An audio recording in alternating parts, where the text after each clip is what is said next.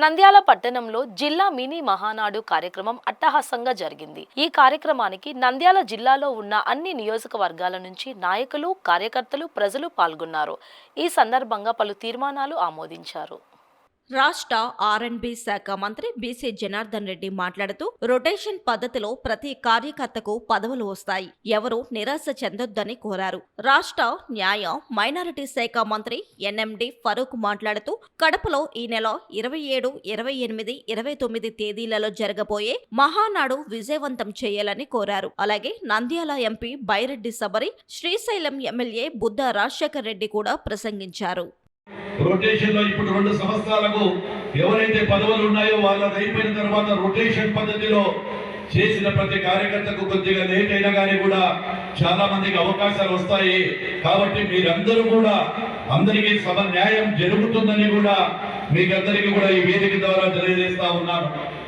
Party పరిస్థితులు, పార్టీలు తీసుకోవచ్చిన కార్యకర్తలు తీసుకోవచ్చిన అనేక విషయాలు బుద్ధ రాజశేఖర రెడ్డి గారు చెప్పారు. చాలా వివరంగా, చాలా విలువైన పాయింట్లు ఆయన చెప్పినటువంటి రాజశేఖర రెడ్డి గారు చెప్పినట్టు ప్రతి కార్యకర్త మీరు ఆలోచన చేయాలి. మీరు ఫీల్డ్లో ఉంటారు, మీరు కింద గ్రామాలలో ఉంటారు. మీరు ఇచ్చిన సూచనలు, మీరు చెప్పినటువంటి ఆధారం మీదనే శాసనసభ్యులం కానీ మంత్రులం కానీ మేమందరం కూడా చేస్తామని కూడా తెలియజేస్తా ఉన్నాము. అదేవిధంగా కమిటీలు కూడా తొందరగా వేయాలి. మీరు ఇచ్చినటువంటి కమిటీల ఆధారంగానే మళ్ళీ అందరికీ కూడా పదవులు దక్కుతాయని కూడా తెలియజేస్తా ఉన్నాము. ముఖ్యంగా ఆర్ఎండ్బి శాఖ గురించి నా మీద ఎంతో నమ్మకంతో పెట్టారు. ఒక ఉన్నతమైన పదవి ఇచ్చారు. రాష్ట్రంలో 2-3 స్థానాలలో ఉన్నటువంటి పదవిని నాకు ఇచ్చినందుకు ఈ సభ ద్వారా, నా నియోజక ప్రజల ద్వారా, నీ యొక్క జిల్లా ప్రజల ద్వారా చంద్రబాబు గారికి శిరస్సు వచ్చి నమస్కరిస్తూ వారికి ఈ యొక్క ప్రజల తరపు నుంచి, నా తరపు నుంచి కూడా ప్రత్యేకమైనటువంటి ధన్యవాదాలు. లోకేష్ బాబు గారికి, నారా చంద్రబాబు నాయుడు గారికి కూడా ధన్యవాదాలు తెలియజేస్తా ఉన్నాను. ఈ మహాసభలు ఆనాడు నందమూరి తారక రామారావు గారు మొట్టమొదటి సభ. ఆ సభలో మన తెలుగు జాతి ఆత్మ గౌరవాన్ని పెంచేలాగా మొత్తం ప్రపంచ దేశాలలో ఉన్న నాయకులందరికీ స్వయాన్న ఆయన సొంతంగా రాసి లెటర్లు పంపించి ఆహ్వానించారు. ఆ రోజు నందమూరి తారక రామారావు అంత గొప్ప వ్యక్తులు వెనకాల కూర్చొని ఉంటే ఆయన సభ మొదలు పెట్టినప్పుడు కింద కూర్చొని నేను ఫొటోస్ చూశాను. నేను ఎంత గొప్పగా ఉండింది ఆ ఫొటోస్.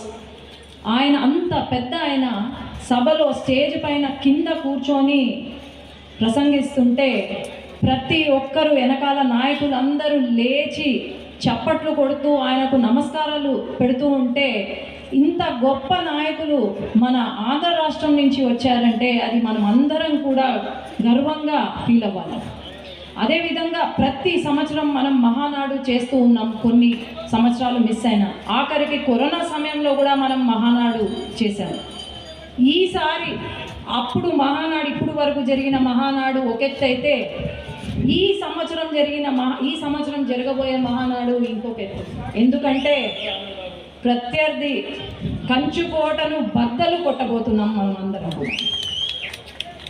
పులివెందలలో మన రాయలసీమ గడ్డపైన ఈసారి మహానాడు చేస్తున్నారంటే అది మన అందరికీ కూడా చాలా గర్వంగా చెప్పుకునే విషయం, మన ప్రతి ఒక్క రాయలసీమ వాసి. ఈ మహానాడు కార్యక్రమం అనేది ప్రతి సంవత్సరం మనం జరుపుకుంటా ఉన్నాం. పార్టీ అధికారంలో ఉన్నా లేకపోయినా ఆనాడు స్వర్గీయ నందమూరి తారక రామారావు గారు తెలుగువారి ఆత్మగౌరవం నిలబెట్టడం కోసం 1982లో మార్చి 29న ఈ తెలుగుదేశం పార్టీని స్థాపించి 9 నెలల్లోనే పార్టీని అధికారంలోకి తీసుకొచ్చి అట్టడుగునున్న అణగారిన వర్గాలంతా కూడా ముందుకు తీసుకొచ్చి ప్రజా పరిపాలన ఎట్లా ఉండాలనేది చూపించిన మహానుభావుడు.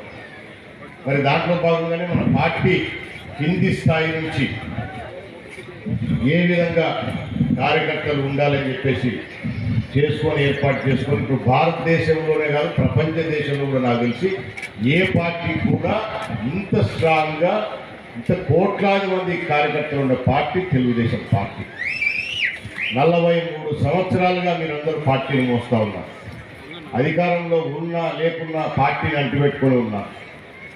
అందుకే ఈరోజు నేను మన ఈ నంద్యాల జిల్లా మహానాడు సభ ద్వారా పార్టీ కోసం ఎవరైతే కష్టపడినారో వాళ్ళందరికీ కూడా పార్టీలతో పాటు అలాగే రాష్ట్రంలో ఉన్న కార్పొరేషన్, ఎందుకంటే మంత్రివర్యులు ఇద్దరు ఉన్నారు ఇక్కడ, జిల్లా అధ్యక్షుల ద్వారా దీన్ని మనం కొన్ని తీర్మానాలు చేసుకుంటాం కాబట్టి నియోజకవర్గాల్లో ఎట్లా చేసుకున్నారు. ఈరోజు మన జిల్లా మీటింగ్ కాబట్టి, ఎందుకంటే మనం ఇక్కడ చాలా కష్టాలు పడినా, ఇప్పుడు ఇందాక పెద్దలందరూ కూడా మాట్లాడినారు, వివరించారు, అరాచక పని కల్లారా చూసినాం, దానికి సమాధి కట్టింది కూడా మనమే. అందుకే కష్టపడిన వాళ్లకు ఖచ్చితంగా దాదాపు చాలా కార్పొరేషన్లు ఉన్నాయి. మనం నేను జిల్లా అధ్యక్షుల గారికి మంత్రివర్యులకు విజ్ఞప్తి చేసుకునేది ఏంటంటే, చాలా కార్పొరేషన్లు ఇప్పుడు రాష్ట్రంలో ఉన్నాయి. దాదాపు అన్ని కార్పొరేషన్లకు అధ్యక్షులు తీసుకున్నారు, ఇంకా సభ్యులను తీసుకోవాల్సింది ఉంది. అందుకే ఈ సభ ద్వారా ఒక తీర్మానం చేయండి. మా రిక్వెస్ట్ ఇది, ప్రతి నియోజకవర్గంలో ప్రతి కార్పొరేషన్లో వీలైన వరకు ఆ కమిటీలలో మెంబర్లుగా వచ్చేటట్టు అవకాశం ఇవ్వాలని చెప్పేసి మనం కోరుతా ఉన్నాం. ఎందుకంటే ఏదో ఒక నియోజకవర్గానికి ఒక కార్పొరేషన్ రావడం, ఇంకొక నియోజకవర్గానికి లేకపోవడం ఇది కరెక్ట్ కాదు. ఎందుకంటే చాలా కార్పొరేషన్లు ఉన్నాయి మనకు. సో అన్నిట్లలో ప్రతి నియోజకవర్గం నుంచి వీలైన కాడికి వాళ్ళకి అవకాశాలు కల్పించాలని చెప్పేసి దాన్ని మీరు రాసుకొని, మంత్రులు ఉన్నారు, అధ్యక్షులు ఉన్నారు, ఖచ్చితంగా ఇది జరిగి తీరాలని చెప్పేసి కోరుతా ఉన్నాం.